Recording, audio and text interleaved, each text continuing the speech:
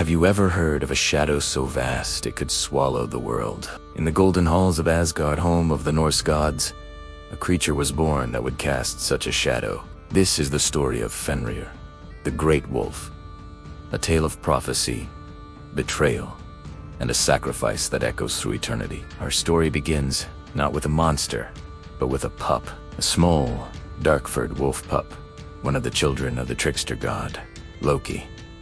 The gods of Asgard, including the All-Father Odin himself, decided to raise the pup among them.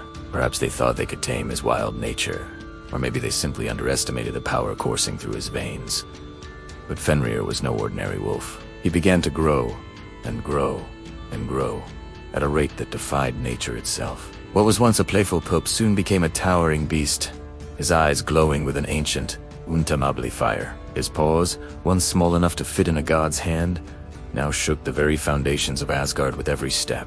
The gods would watch, their initial amusement turning to unease, then to outright fear. The shadow he casts grew longer each day, stretching over their gleaming city like a dark omen. They saw in him not just a giant wolf, but the embodiment of a prophecy that spoke of a wolf that would one day devour the sun and bring about Ragnarok, the end of all things. The pup they had welcomed into their home was becoming the monster destined to destroy it. The fear in Asgard became palpable. The gods could no longer ignore the threat looming in their midst. They knew they had to act to contain the beast before its power grew beyond all control. So, they decided to bind him. They gathered the finest smiths in the 9 realms to forge a chain of immense size and strength.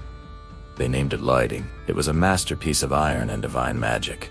Thicker than any tree trunk, a chain they believed no force in existence could possibly break. They brought the chain to Fenrir, presenting it not as a prison, but as a challenge. They taunted him, praised his magnificent strength, and dared him to test his might against their creation. Fenrir, still possessing a degree of youthful arrogance, saw the massive chain and scoffed. To him, it was just a game. He allowed the gods to wrap the heavy links around his body. With a deep breath and a single, effortless flex of his powerful muscles, the sound of shattering iron echoed through the plains. Lighting broke apart like brittle twigs. The gods stared in stunned silence. Their first attempt was a catastrophic failure. Undeterred, but now far more desperate, they commissioned a second chain. This one was to be twice as strong, twice as massive. They called it Drami. It was an even greater feat of engineering, each link forged with potent runes and quenched in the blood of giants. Surely, they thought, this chain would hold. Again, they approached Fenrir, their words of challenge now laced with a nervous edge. They praised his incredible power, acknowledging that breaking Lighting was a feat no one had ever imagined possible. But Drami, they said, is another matter entirely. Break this, great wolf, and your fame for strength will be known across all the worlds. Fenrir, sensing their growing fear, was amused. He let them bind him once more with the even heavier, more imposing chain. The gods held their breath. For a moment, the chain held. Fenrir strained, his muscles bunching like mountains under his dark fur. Then, with a mighty roar that shook the heavens, he lunged forward.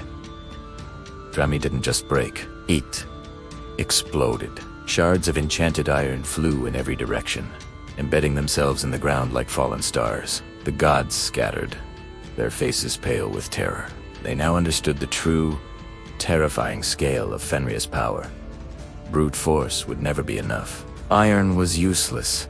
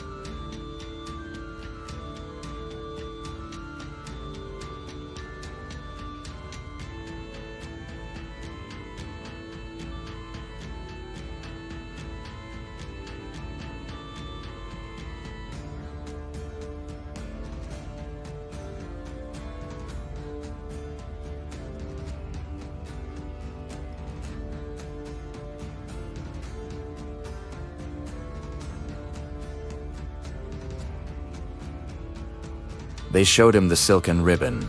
"Gleipnir, you have broken the mightiest iron chains," they said, their voices feigning admiration. "But true strength is shown in overcoming the subtle. We suspect this little ribbon has magic woven into it. Try and break this. If you cannot, we will release you." But Fenrir was no fool. He had grown not just in size, but in cunning. He looked at the deceptively fragile ribbon, then at the nervous faces of the gods. He smelled deceit. Why would they go to such lengths? Why bring him to this isolated place for such a trivial test? He growled, a low rumble that vibrated in their bones. "I suspect a trick," he snarled, his massive head lowering.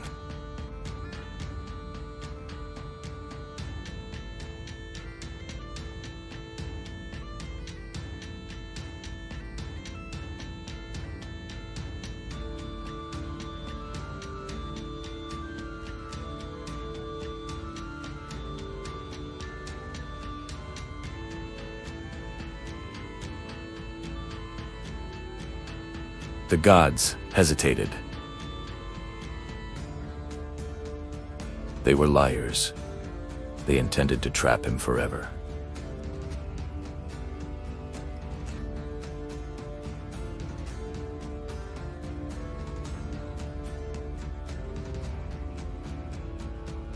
From Tibak, a figure stepped forward. It was Tyr, the god of law, justice, and heroic glory.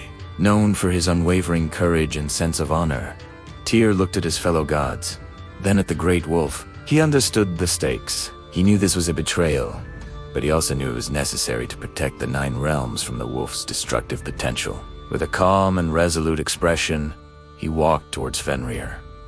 Without a word, Tyr did the unthinkable. He raised his right hand, the hand with which he wielded his sword, the hand with which he administered justice, and placed it unflinchingly inside Fenrir's cavernous mouth, between the rows of colossal teeth. It was a silent oath, a pledge made not with words, but with the ultimate sacrifice. The other gods, emboldened by his courage, quickly wrapped the silken ribbon, Gleipnir, around the wolf's powerful legs.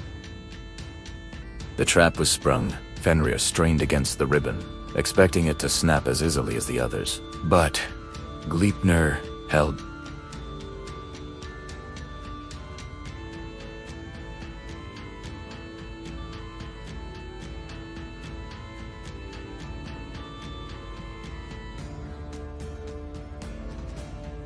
A look of dawning horror filled the wolf's eyes as he realized the truth.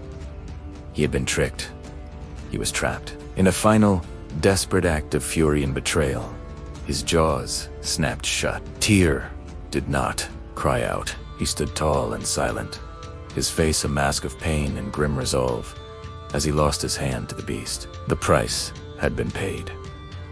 The other gods, seeing the wolf finally bound, let out a cheer, but it was a hollow victory, tainted by deceit and the sacrifice of their bravest. They took the end of the ribbon and anchored it to a great stone deep within the earth, leaving the enraged Fenrir bound and alone on the desolate island. There he remains, his howls of rage echoing through the ages, his heart filled with a burning hatred for the gods who betrayed him. He waits and he watches for the day of Ragnarok, when his chains will finally break and he will rise to claim his fated vengeance. Thank you for watching, and if you enjoyed this journey into mythology, don't forget to like, subscribe, and follow for more stories from the ancient world.